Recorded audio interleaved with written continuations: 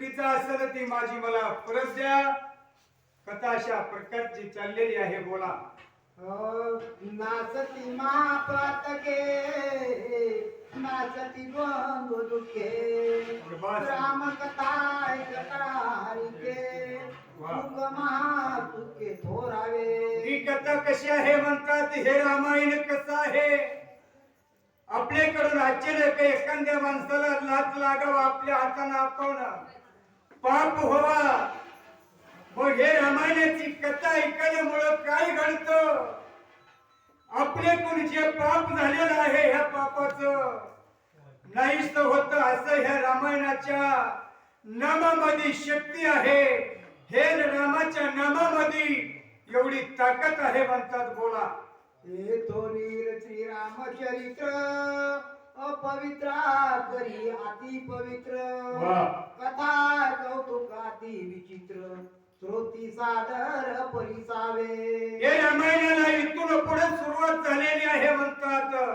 ग्रंथकर्ते सांगू लागले रामायणाचं गोड असतं, अमृत आपल्याला पेण्यासारखं असावं. असं इथून पुढे ह्या रामायणाचा कथेचा रस आपल्याला ऐकायचा आहे. ह्या रामायणाची ताकद ह्या आपल्याला कथेतून आपल्याला ऐकायची आहे म्हणतात. बोला. श्रीराम जन्मला अविधेपुरी तव बीज पडे लंकेवरी. शाबास.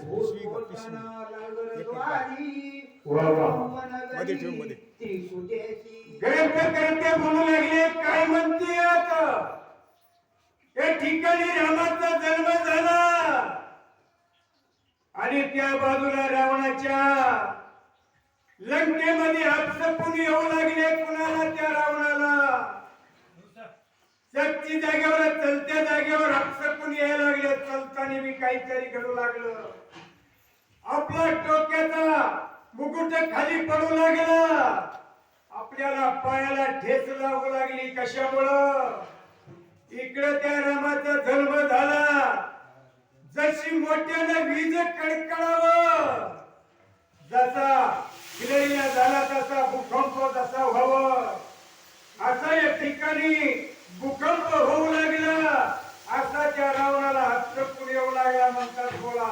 रावण ध्वजीकडे तव मुकुट पायावरी पडे वायू घाते चक्र मोडे गजेचे उडे कतुरी पडती. त्या रावणाचं मुकुट काय झालं. पायावर पडू लागलं. ते मोडून जाऊ लागलं. त्यांच्या पुढे त्यांच्या नजरेला आपसकून काही बी आगळे वेगळे येऊ लागले. त्यांच्या पुढं काहीतरी आगळं वेगळं चिन्ह दिसून येऊ लागलं. कशामुळं. या ठिकाणी रामाचा जन्म झाला आणि त्या ठिकाणी रावणाला काहीतरी यज्ञ होऊ लागल्या. असे या ठिकाणी काहीतरी अपसकून त्या रावणाला दिसून आले म्हणतात. कुंभकर्णाच्या घरावरी वाह. घुघू करी. शबास शबास. ताळच्या भीतरी देख्या शरीर शरीर. हो. काय झालं म्हणतात. त्या इंद्रजिताच्या घरावरून आता सुद्धा परंपरा चाललेली आहे. आपण सुद्धा म्हणतो तर घुबड घुकला मध्ये काहीतरी अडचण निर्माण होईल.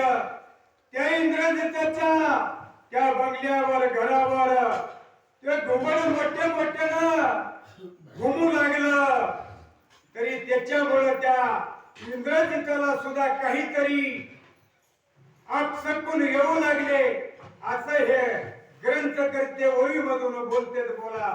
मंडळीची गळसरी तुटून पडे आग्नी भीतरी. शबास शबास. ते काळी जव सुंदरी तव भस्म करी. शबास. काही जण म्हणतात त्या मंडळीच्या गळ्यातलं काही दागिने असलं त्याला गळसरी म्हणतात. मंगळसूत्र असलं विनाकारण न डका लावता ते गळ्यातलं तुटून पडू लागलं. कारण कशामुळं. आपसकून येऊ लागले. ह्या सीतेला आणल्यामुळं रावणाचा काहीतरी रावणाच्या पाठीमागे इग्न आहे असं ह्याच्यामुळं ते आपसकून दिसून येऊ लागले. त्या गळ्यातलं पडल्यावर हातानं उचलून घेतलं की त्याला काहीतरी विघ्न आलंय, त्याला काहीतरी जळल्यासारखं वाटू लागलंय. असं या ठिकाणी त्या मंदोदरीला आपसकून येऊ लागले. बोला. आयचा विघ्नाचा व्रत तेने राणी वसा आकांत येणे राक्षस कुळागात शबास. महाभूत निशाचर. काही झाले हे आपसकून येऊ लागले. या ठिकाणी याचा प्रचार जागोजागे पोहोचला. जसं काही आपल्या महाराष्ट्रावर आज दुःख कोसळलेलं आहे, कुणालाच न माहित नाही असं नाही. असं या ठिकाणी सर्व ठिकाणी ती बातमी पसरली. आपसकून कशामुळे येऊ लागले हे सर्व राक्षस मंडळीला सुद्धा रावणाला सावध करण्याची वेळ आलेली आहे. बाबा आता पहिलेच मजा नाही, काहीतरी विघ्न आलेलं दिसतंय. असं या ठिकाणी आतल्या आता चर्चा चालू झाली म्हणतात. रावण सांगे भय करी दरडपणे आचार्य नगरी. शबास. हे कोणी कोणी न जावे दुरी अहोरात्री हे रावण बोलू लागलाय. बाबा पळपळे करण्यामध्ये मजा राहिलेली नाही. कुणी पळू नका, जाग्यावर बसा. जाग्यावर काहीतरी विघ्न आलेला आहे आपल्यावर. असा कोण तो रावण राक्षस मंडळीला सूचना देऊ लागला म्हणतात. बोला. प्रधानाधिक सभा नायक ती तोर घेतला धाक. रावणा लागली दुख दुख अरिष्ट अत्यांतिक देखो. त्या रावणाचं भान जागेवर राहिलेलं नाही.